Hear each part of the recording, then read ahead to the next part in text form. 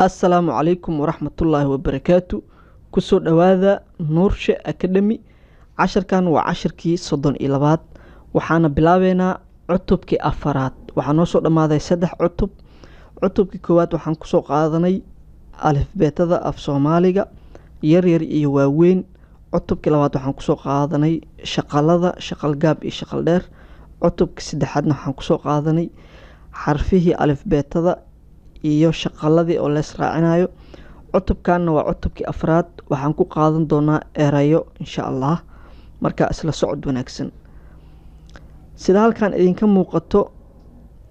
labada xaraf ee u horeyso ee cadcadka ah waxay kala yihiin ba iyo a marka ba iyo a hore waa soo aragteen ayadoo ba la dhahayo okay ba be bi bo bu waa soo aragnay Soomaha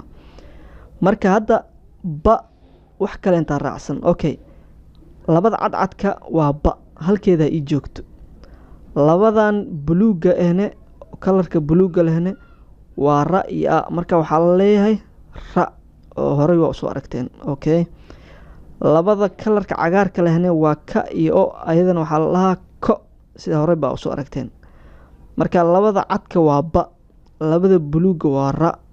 labada cagaarkana waa ko marka hadii aan akhriyo waa ba ra iyo ko okay ba ra ko marka waxay isku noqonayaan erey la yiraahdo barako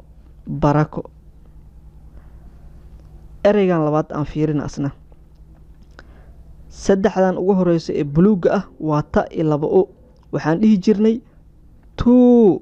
Soomaha tu labada cagaarkana waa la iyo waxaan dhihi jirnay lo marka maxay isku noqonayaan